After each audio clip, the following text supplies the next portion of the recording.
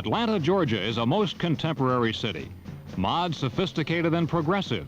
Her citizens approach their nightlife and their football with equal fervor. Today, 58,000 came to beautiful Atlanta Stadium to watch the Falcons' 1970 home opener against the San Francisco 49ers. The 49ers, like their namesakes, were on a mission. They were out to win their first 3 games for the first time since 1952.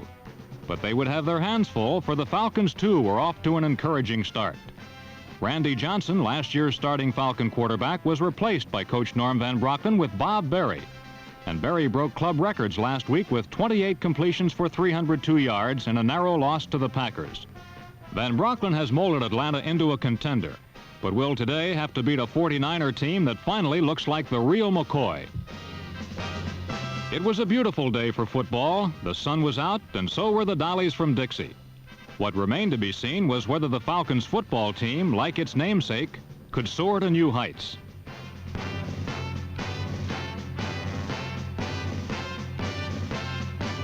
I'm Andy Musser, and this is the NFL Game of the Week, the Atlanta Falcons versus the San Francisco 49ers.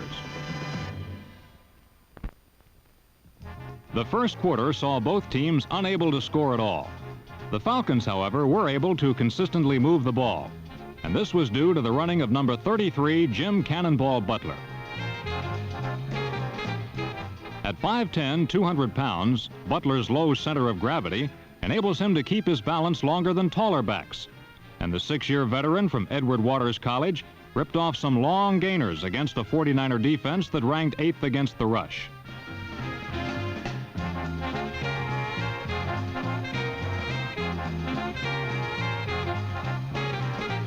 Quarterback Bob Berry also had some success passing in the first quarter. With great protection, here he was able to hit number 15, Gail Cogdell, on a sideline pattern. Even with a strong ground game mixed with a few passes, Berry and the Falcons failed to make the key plays. Once, Berry was almost intercepted on an underthrown bomb.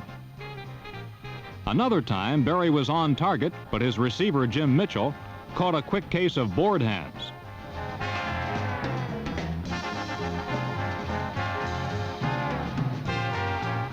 And on another series, the Cannonball himself became cannon fodder for the 49ers when he fumbled away another Falcon opportunity.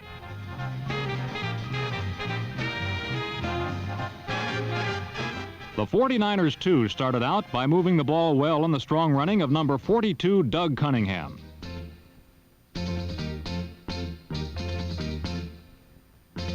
But quarterback John Brody was not up to his league-leading passing prowess in the first quarter. Early in the quarter, he got a break when number 66, John Small, intercepted, then fumbled away an attempted Brody pass.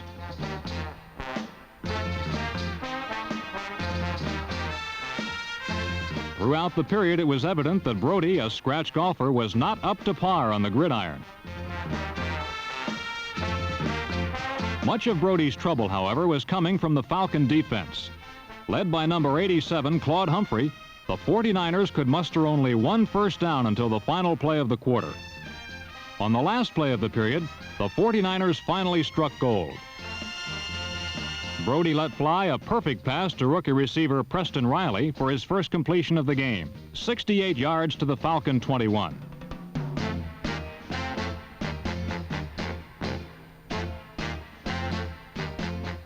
On a replay, we can see that once he caught the ball, Riley quickly lost his defender. He was helped by a block from Gene Washington, and only the speed of cornerback Ken Reeves saved a touchdown as the quarter ended.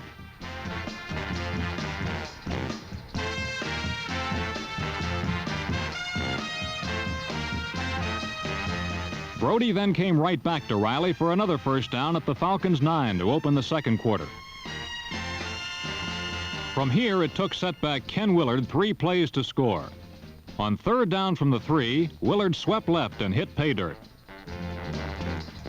On a replay of the score, watch left guard Randy Beisler, number 65, clear Willard's path.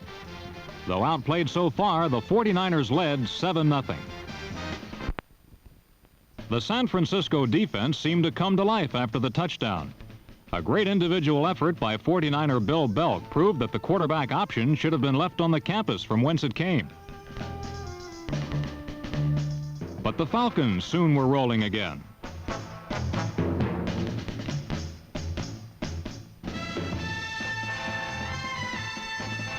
Berry hit Gale Cogdill, the 11-year veteran from Washington State, and Cannonball Butler twisted his way into 49er territory.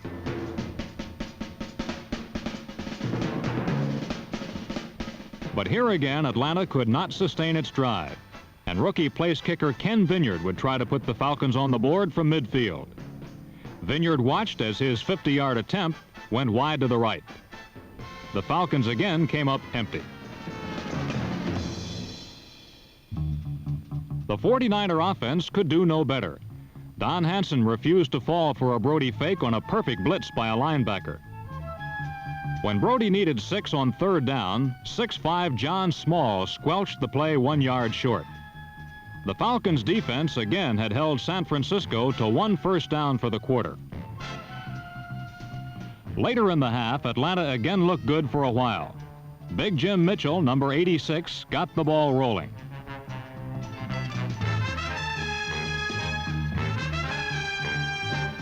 But on third down, Cannonball Butler's second fumble of the game cost the Falcons a possible first down. Though Atlanta recovered, they had to punt.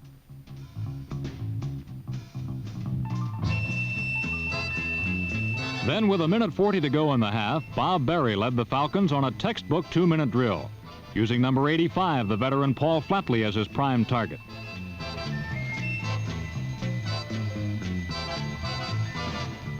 The Dutchman himself couldn't have done better. The drive consisted of 10 plays, and 9 of them were passes. With his offensive line giving him plenty of time, Berry was able to find the gaps in the 49ers' prevent zone defense, and his receivers were able to be there when the ball arrived. Tight end Jim Mitchell took a Berry pass off a 49er defender to the 2.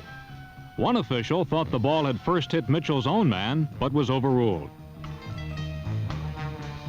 Then from the 2, Berry sent Butler flaring out of the backfield, and he went in untouched.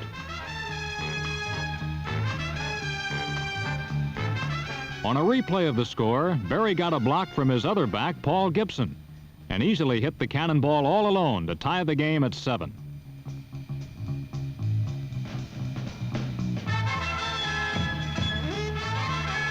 The Falcons had dominated every phase of play, but had muffed several chances to take a lead, while the 49ers looked like they were panning for goal instead of the goal line. Yet they were still very much in the game as the half ended.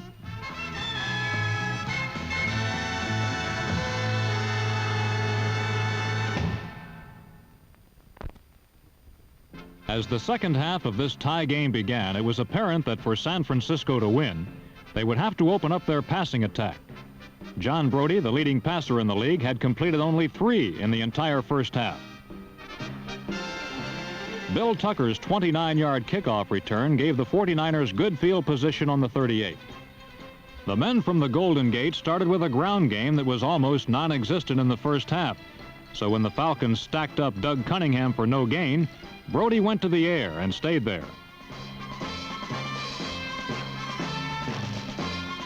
He hit Gene Washington on the flat for 12 yards, then went to his big tight end Bob Windsor over the middle for 16 and a first down on the Atlanta 21. The Falcons were reeling now, and Brody wisely stayed with the pass. He found Washington again on the square-out pattern, and San Francisco was at the Falcon goal.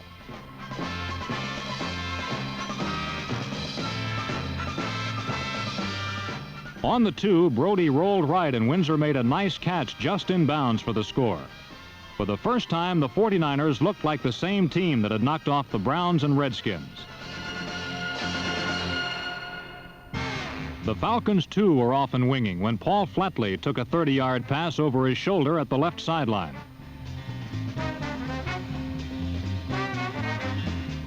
Atlanta then began running right at San Francisco's frontline defense. Cannonball Butler was the weapon, and he was an effective one. In the first half alone, the little setback gained 73 yards on the ground.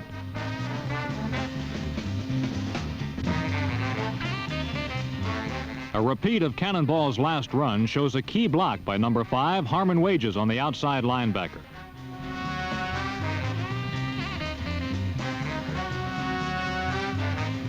It appeared the Falcons would duplicate San Francisco's scoring drive. But Cannonball Butler fumbled when hit by Charlie Kruger, and Tommy Hart fell on the ball to end the threat. The 49ers had the break they had been looking for and were now determined to exploit it. Ken Willard, who had been completely stopped in the first half, was sent pounding into Atlanta's line for sizable gains. Brody really had his team in high gear now as he mixed the power thrusts of Ken Willard with the short passes that are his trademark.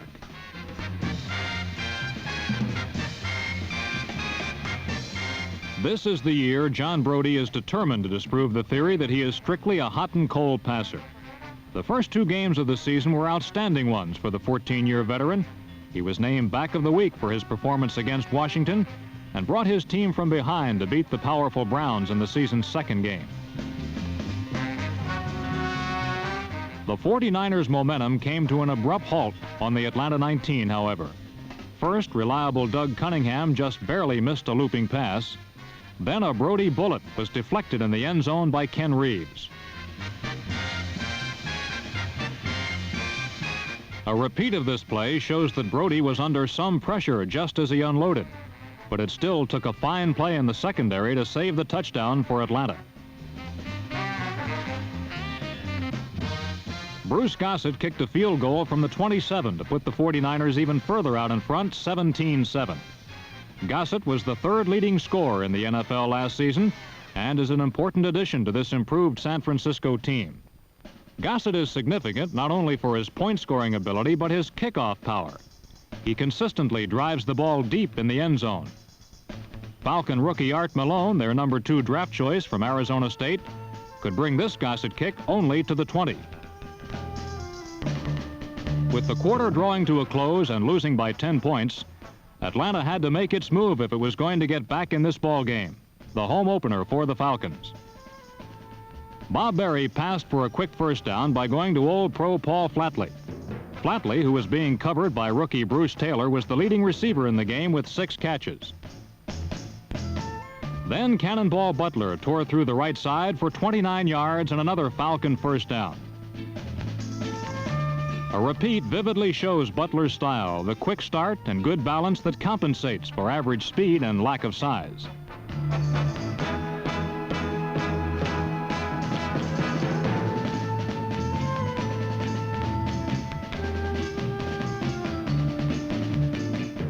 Just as the Falcons were flying, misfortunes again came in clusters.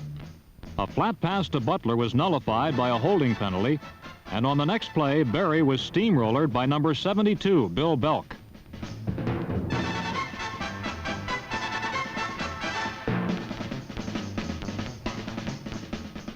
A repeat of this play reveals Belk managed to get lost in a sea of humanity and then, completely unnoticed, made straight for the Falcon quarterback. Berry did come right back to Jim Mitchell for a 17-yard completion, but it had been a 3rd and 39 situation, and Atlanta had to give up the ball as the 3rd period ended. A Billy Lothridge punt was the first play of the 4th quarter, and number 44, Bruce Taylor, showed why he was the 49ers' first draft pick. The rookie from Boston University flashed 40 yards with the punt.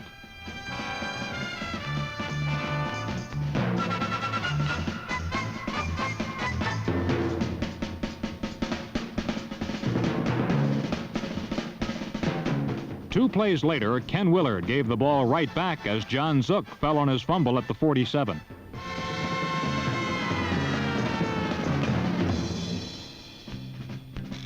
Bob Berry wasted no time in taking advantage.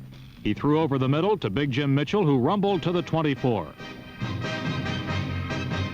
Mitchell, who had scored 2 touchdowns against San Francisco in the season's opener last year, was pulled down by his face mask, so Atlanta got an additional 12 yards on the play. Another look shows that Berry's excellent fake on the play action to Butler held the defense long enough and gave the quarterback plenty of time to get off his toss. The rest was all Mitchell.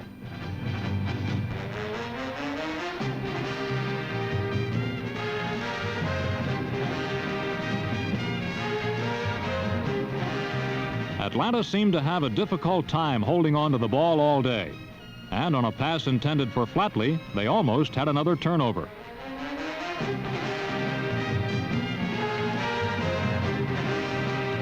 But with 3rd and 7, Berry hit Mitchell for the score, and the Falcons now trail by only 3, 17-14.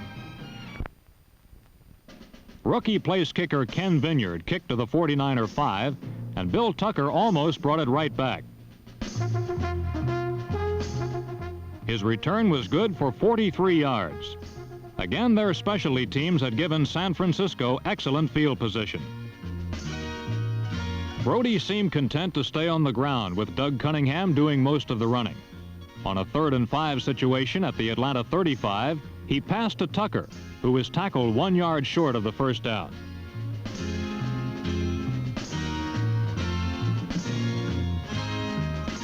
So Bruce Gossett was called upon, and he delivered from the 43-yard line. San Francisco now led 20-14. Atlanta couldn't seem to stop the 49er offense. As for their own attack, it was having trouble holding on to the ball. Art Malone's fumble on the kickoff following Gossett's field goal kept Atlanta deep in its own territory. And on the very next play, the usually reliable Butler fumbled for the 4th time in the game. This set a new Falcon one-game record. But the cannonball balanced the scales. His 127 yards rushing also was a Falcon one-game record. Another look at this play shows Butler stumble over his own blocker before being sandwiched between 2 defenders.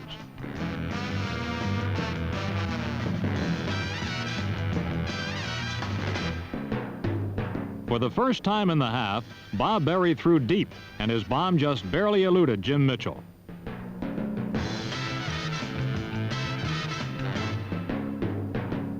Atlanta gave up the football, and for the first time in the half, their defense asserted itself. A ferocious rush by Claude Humphrey, number 87, and Glenn Condren, number 88, resulted in Brody's 2nd sack of the day. In his previous 2 games, Brody was downed only once.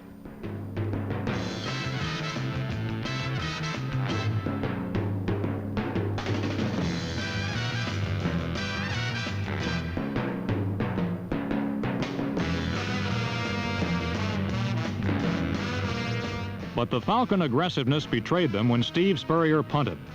The roughing the kicker penalty is harsh but wise, for a kicker is extremely vulnerable with one leg in the air. Spurrier, number 11, was vulnerable, and Atlanta had paid for it. Instead of gaining possession, they lost it and gave up 5 yards to boot.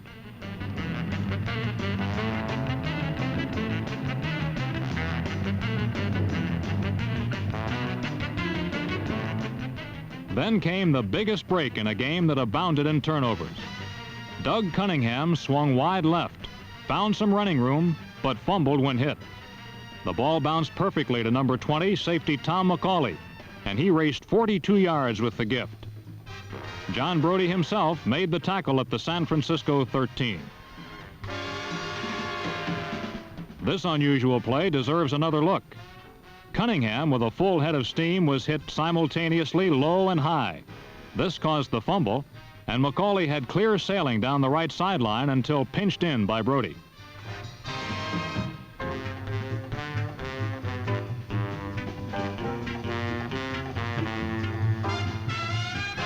Rookie running back Sonny Campbell got the call twice to move the ball to the 7. Then Berry on 3rd down had the ball batted at the line and almost intercepted.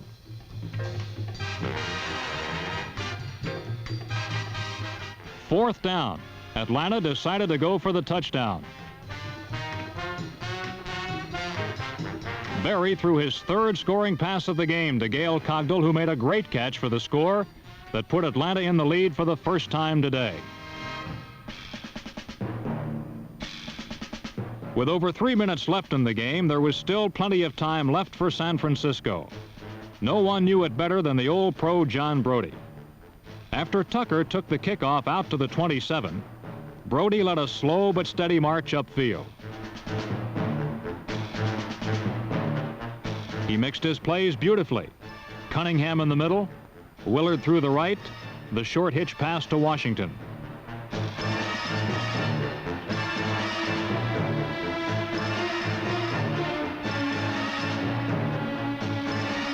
Always the thrusts were short, deliberate, and cool. When a pass to number 85, rookie Preston Riley, was overthrown in the flat, Brody came right back with the same play and made it work. What always worked, though, was Ken Willard. The fourth-ranked runner in the conference ran for 90 yards today. San Francisco was moving closer. Brody swung a pass to Cunningham, who managed to get out of bounds. Closer still. With only 6 seconds left in the game, Bruce Gossett trotted out to do his specialty for the third time today. There are those who maintain that the short field goal has become almost automatic. But Bruce Gossett's chip shot from the 19 was no good. And what appeared to be a certain third straight 49er victory had become a disheartening defeat. San Francisco's search for consistency must continue. For the Atlanta team and their fans and jubilant coach Norm Van Brockman, it was the perfect way to end a home opener. Van Brockman's youngsters are now 2-1 and are proving that their strong finish in 1969 was no fluke. The Falcons are a strong organization with excellent coaching and a young defense that can only get better. But the greatest improvement has been where it was needed most. At quarterback, Bob Berry is making his 6th season his finest. He ranks as the 5th leading passer in the league, and last week set club records in 3 categories. If Berry can remain healthy, this young ball club under the Dutchman's guidance could very well challenge the Rams for the top spot in the Western Division.